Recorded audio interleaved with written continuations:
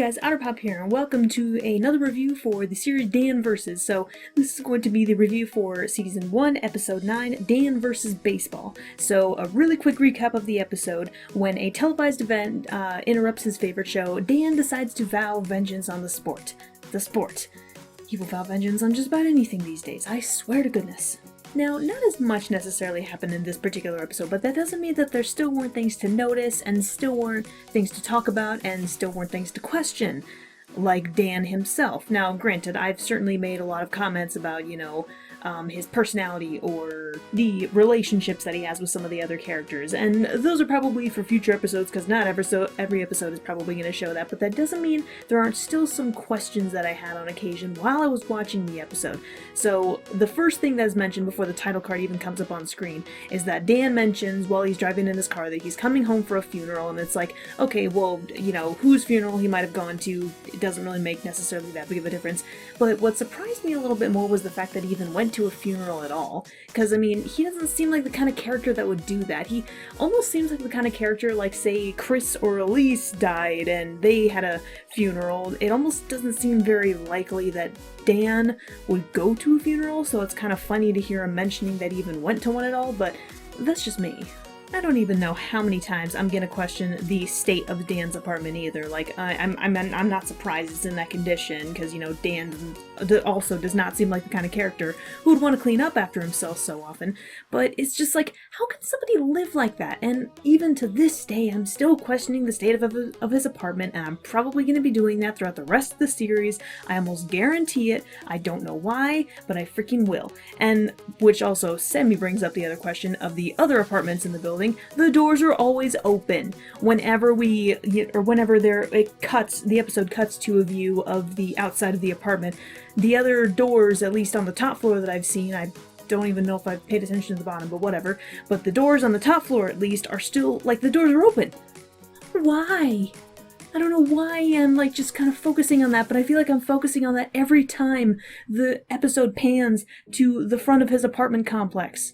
And then, of course, he initially got a sandwich, he pulled it out, and I didn't even notice it initially, but upon rewatch, I'm just like, wait a second, that sandwich has lettuce and cheese and maybe tomato, but it doesn't matter because there are veggies and cheese on there, which is weird because it's been explicitly stated by him that A, he doesn't like veggies on his sandwiches, and B, he's lactose intolerant. So maybe it was a good thing that baseball interrupted him in the very beginning of the episode, because he probably would have had problems even eating that sandwich at all, but I don't know. These particular little moments that I focused on, of course, all happened before the title card even appeared on the screen, so just goes to show how super over-analytical I am, but it doesn't matter because that's how I'm going to be reviewing these episodes anyways, because I have to question every little thing. It's just how it works. But there were also a couple of other little things that I was questioning about, at least Dan in particular, as the episode went on. For instance, during like the middle of the episode, I think it was, he and a bunch of other people ended up getting tear gassed, and he apparently, it just did not faze him. He even said he's been tear gassed a lot of times, and I'm like, how is this possible? Why, like, how are you used to it? Like, I feel like even if you got used to it, or were subjected to it multiple times, I feel like you wouldn't get that used to it. And apparently he's been maced a lot too.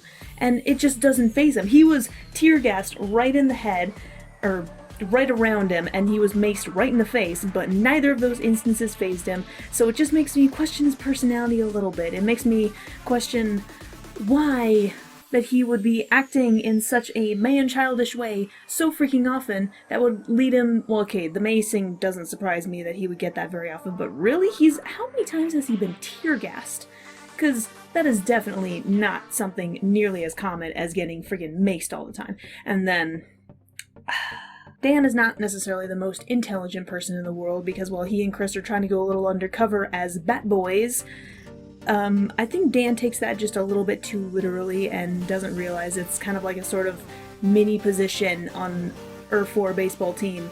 He literally dresses up as like a miniature Batman. And I mean miniature because, it's obviously not, full Batman costume, and he's Batboy, and he's also a little guy, so. Oh, Dan. Oh, Dan, you make me. Dan makes it way too easy for me sometimes in terms of questioning him. Way too easy.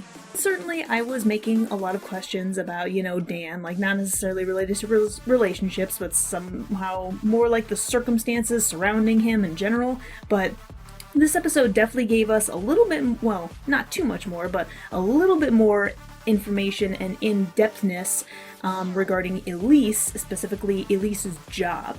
So the first thing is that, Chris still has no idea what she is doing in terms of her secret spy, government agent, whatever nonsense. He thinks that she's at a consumer electronics convention overseas when she's actually in Russia in an undercover mission or something like that. But it's like, how does Chris not know that this is happening? At this point, he's just flat out oblivious to all this, which, it does make a little bit of sense given his character, but still, how does Chris not notice this in the slightest? Still makes me question how and why and when and where and what in the world that, in terms of how they met. Like, I still have a lot of questions about that. I hope we get some answer at some point because I'd really like to know, like, especially when you consider that, Chris is very just oblivious. He's kind of laid back and lazy all at the same time. He's a pushover and a doormat, and yet Elise is just this freaking awesome badass, especially when she takes out guards with ease and, accepts a phone call from Chris during her mission, and she doesn't hesitate or doesn't seem concerned about taking a phone call while she's on mission. From Chris of all people, but I guess she does. But it seems like she's also pretty resourceful. She did get from Russia to freaking Washington, D.C. in less than 2 hours, and I can absolutely confirm that. Just saying. With the bomb, where it said it was like, 2 hours left, and she was in Russia, or somewhere in Russia, and then she managed to get to Washington, D.C. and, disable a bomb, but again, there was 2 hours left on it, so she had to have gotten from Russia to D.C. in definitely less than 2 hours, so yeah, she's definitely got resources on her side. And I will admit, in the initial reaction, I was initially very confused about why she was even in DC in the first place, but then I remembered the map with the timer that said, 2 hours. There was also a little bit of a funky map that wasn't terribly accurate of the Earth. It was basically pointing right at Washington, D.C. And of course, I didn't figure that out until after the reaction, after I had reacted to the full episode, but I cannot believe how long it took me to figure out how it's like, yes, there was a bad map, but it was clearly the bomb was supposed to detonate in Washington, D.C., so that's why she's there, since Dan and Chris are already there for the baseball game, but it confused the crap out of me initially, and I feel like such an idiot that I didn't recognize it at first. So a little bit about Dan. We get a little bit more information about Elise's job. Well, not really information, but we get to see her perform in whatever job she has. Seriously, I still have no idea what government agency or secret service thingamabob that she works for. I still have questions. I don't know if we'll ever get those answered. Maybe we're supposed to let that thought just simmer in our minds, and maybe we'll never get an answer, which honestly will make me mad. But in addition to the little random things about Dan and Elise's job, there are also plenty of little parodies or jokes or references, whatever you want to call it, and it's no surprise, kind of about baseball a little bit, but also a little bit more in general, kind of on sports.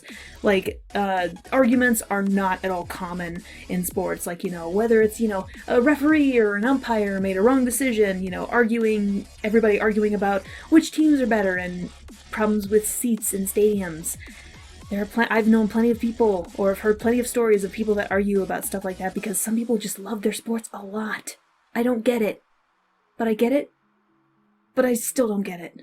If anything, the general idea of baseball even interrupting Dan's show is just a general reference on how sports have just overtaken so many entertainment industries.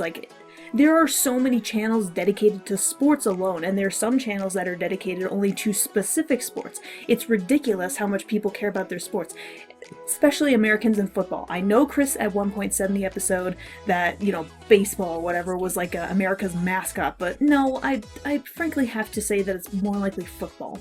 And not football, football. The American football. Not the European, not the anywhere else football. That's soccer, that's different. speaking of soccer, I think I even mentioned this a little bit during the reaction, or maybe at the end of the reaction, or something like that. I don't exactly know, but if it had been a soccer-focused episode, I probably would have had my grubby little fingers all over it. Well, or maybe a little more, at least. But because it was baseball, I was honestly a lot less interested. I mean, sure, I think I've been to like 1 or 2 baseball games, but sports in general just don't interest me, and I do and don't understand the overexcitement that everybody usually has about them. Like, don't get me wrong, I still like some sports from time to time as well. I do like playing soccer and golf and badminton on occasion. I kind of like watching soccer, but usually more I have to be at the game to actually watch it, especially because it's one of the few sports I actually understand. But other than that, I really don't care about sports at all. And I'm sorry, but I just can't connect with people who do care about sports.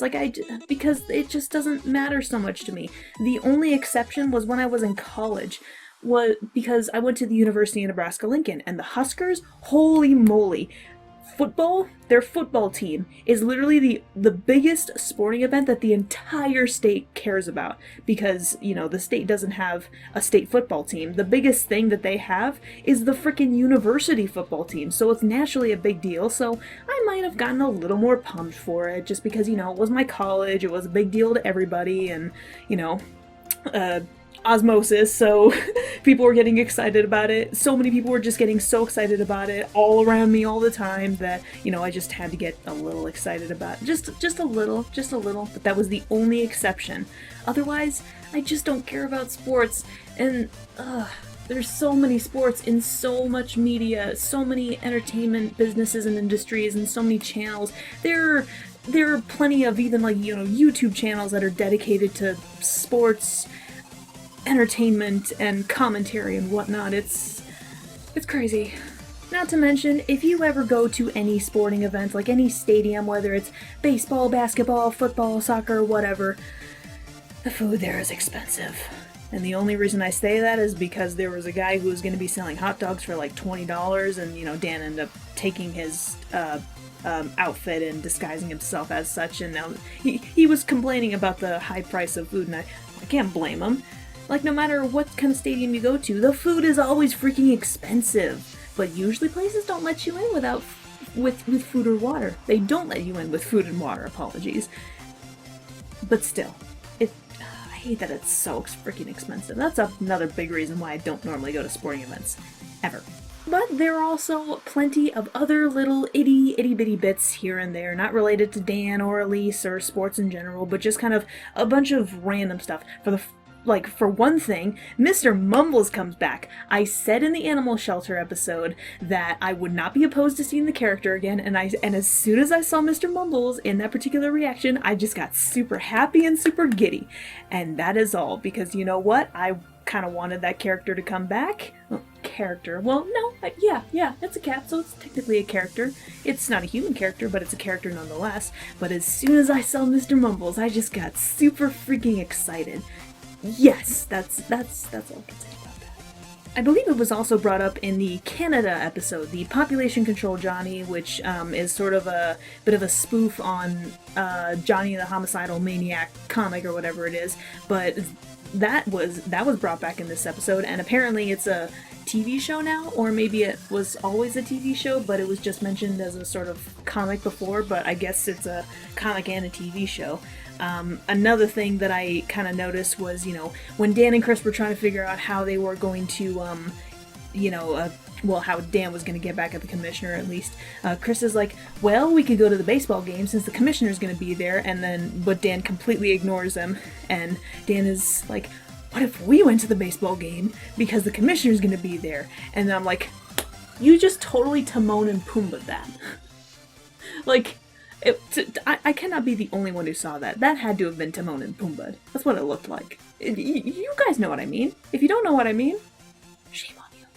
And before the guys even end up in DC at all is when Chris just agrees to go with Dan to Washington, DC, like, without any hesitation. Even Dan was surprised. He's like, you know, wait, you're gonna come? Over the phone. But yeah, there was very little hesitation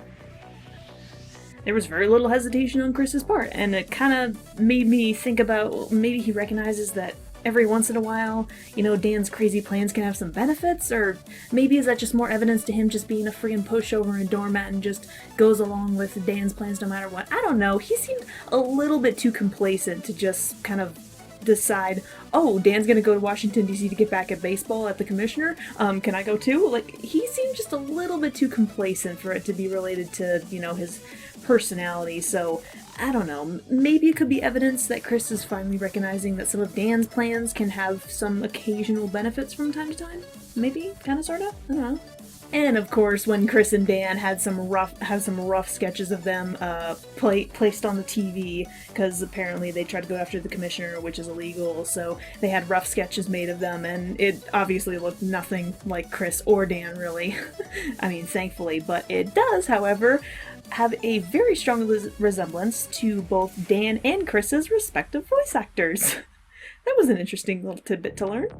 And of course, Dan's revenge is partially successful. He does get revenge on baseball in his own weird way, but I'm pretty sure it's implied that now he's gonna want revenge on basketball because it's basically doing the same thing that baseball just did. So, I mean, maybe that could be for another episode. It's unlikely, but I mean, you never really know. But that was basically the episode. We got a little bit of random questions for Dan. We got to know a little bit more about Elise's job, and there were a whole bunch of, you know, sports jokes, references, parodies, and a whole bunch of other little stuff too, but especially Mr. Mumbles. That is all.